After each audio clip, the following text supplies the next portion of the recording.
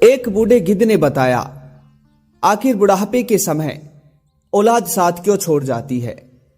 जय श्री कृष्णा मित्रों, आज एक बार पुनः आप सभी दर्शक भाइयों का पुनः स्वागत है ज्ञानवर्धक कहानी चैनल के इस नए मार्मिक और प्रेरणादायक कहानी में। बंधु, एक बूढ़े गिद्ध ने बताया, आखिर औलाद बुढ़ापे में माता पिता का साथ क्यों छोड़ जाती है। बंधु दर्शकों, यह मनुष्य के जीवन का एक कड़वा सत्य है कि बुढ़ापे के समय औलाद साथ क्यों छोड़ देती है। दर्शक भाइयों, कहते हैं कि माता पिता की सेवा करने से मनुष्य की आत्मा को मुक्ति मिलती है और स्वर्ग में स्थान मिलता है। परंतु बंधुओं, इस जीवन में, इस धरती पर कई ऐसे कुष्ठों लोग भी हैं जो कि अपने माता पिता की सेवा नहीं करते और बुढ़ापा आते ही अपने माता पिता से परेशान होकर उनका साथ छोड़ देते हैं। परंतु बंधुओं, आज हम आप लोगों को इस मार्मिक कहानी के माध्यम से बताएंगे कि आखिर बुढ़ापे के समय औलाद अपने माता पिता का साथ क्यों छोड़ देती है।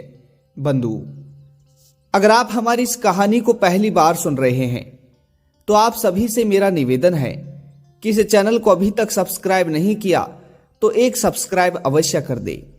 इसी के साथ इस वीडियो को अपने मित्र बंधुओं तक अवश्य शेयर कर दे ताकि उन्हें भी इस वीडियो का लाभ प्राप्त हो सके। बंधुओं, आइए जानते हैं। दर्शकों, एक बार किसी जंगल की कहानी है। किसी जंगल में कई सारे जानवर, पशु पक्षी और पंछी रहा करते थे। उस जंगल में हर तरफ खुशियां ही खुशियां थी। बंधुओं, उस जंगल में एक वृक्ष था और उस वृक्ष में एक बूढ़ा गिद्ध रहा करता था। उस जंगल में सबसे बड़ा वृक्ष केवल वही पीपल का वृक्ष था और उस पीपल के वृक्ष में वह बूढ़ा गिद्ध रहा करता था।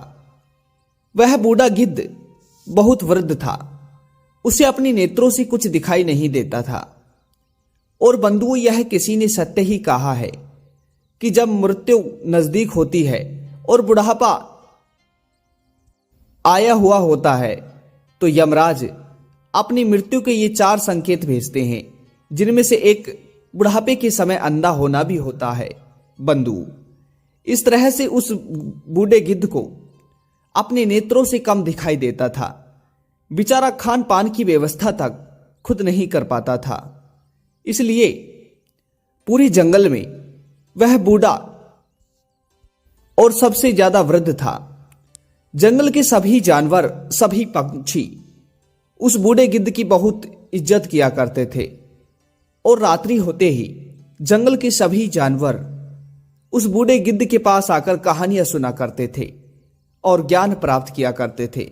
बूढ़ा गिद्ध भी अपनी मीठी वाणी से और अपनी ज्ञान भरी बातों से जंगल के सभी जानवर और पक्षियों को अपने मीठे मीठे शौरों में अच्छी अच्छी मार्मिक कहानी सुनाया करते थे। बंधुओं, इस तरह से जंगल में सभी लोग बहुत प्रसन्न थे। जंगल के सभी लोग अपने काम में व्यस्त थे।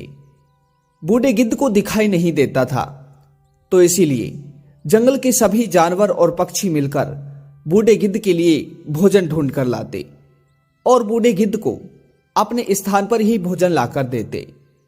इस तरह से बूढ़े गिद्ध के भी दिन कट रहे थे और उन जंगल के सभी जानवरों के भी दिन कट रहे थे। बंधु, परंतु कहते हैं कि जब मनुष्य के जीवन में या फिर किसी भी जीव के जीवन में हमेशा सुख ही सुख की अनुभूति होती है तो उसे दुख भी देखना पड़ता है। प्रिय बंधुओं, अब समझो वह दिन आ ही गया था। एक दिन की बात है, अचानक से जंगल में घोर अकाल पड़ जाता है। जंगल में घोर अकाल पड़ने की वजह से जंगल की नदियों का सारा पानी सूख जाता है। जंगल में जो भी जीव पक्षी थे अब सभी प्यासे मरने लगते हैं। प्यास के मारे जंगल के सभी जानवर इधर उधर भागने लगते हैं।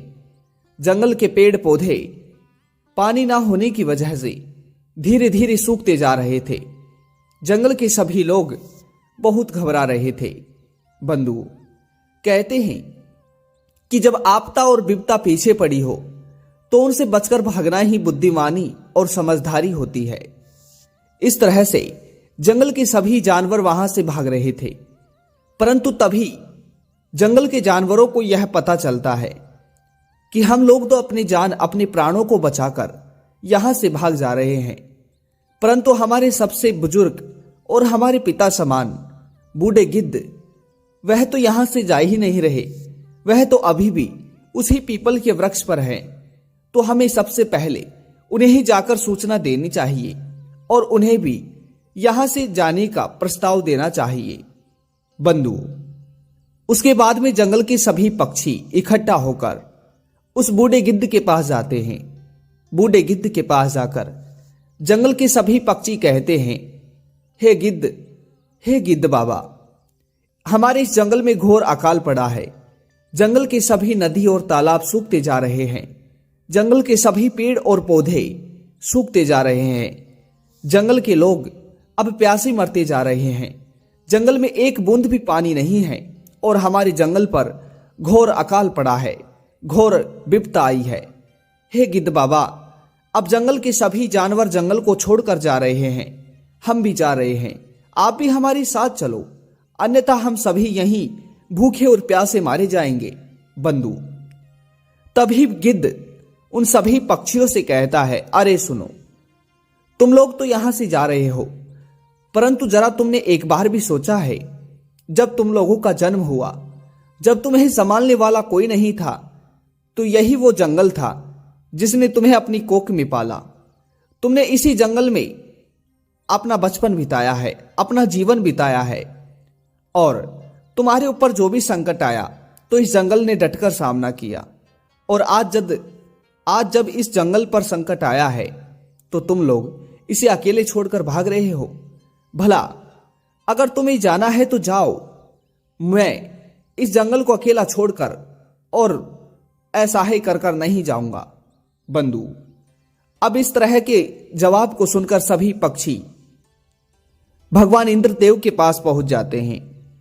भगवान इंद्रदेव के पास आकर भगवान इंद्रदेव से कहते हैं कि हे प्रभु, हमारे जंगल पर घोर अकाल पड़ा है, हम पर घोर विपदा आई है। पता नहीं हमने ऐसा कौन सा पाप किया है जिसकी वजह से हमें घोर अकाल देखना पड़ रहा है। हे प्रभु, हम जिस जंगल से आए हैं उस जंगल में घोर अकाल पड़ा है। जंगल के सभी नदी तालाब सूख गए हैं। जंगल के पेड़ पौधे सब दीमक की वजह से गिर रहे हैं। जंगल में पीने के लिए एक बूंद पानी तक नहीं है। जंगल के काफी सारे जीव जंतु प्यासे मर गए हैं।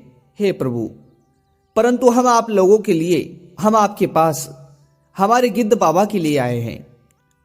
हमारे जंगल में हमारे सबसे बड़े और बुजुर्ग पिता समान एक गिद्ध बाबा रहते हैं। हम जंगल में से सभी पक्षी भाग रहे हैं क्योंकि जंगल में अकाल पड़ा है।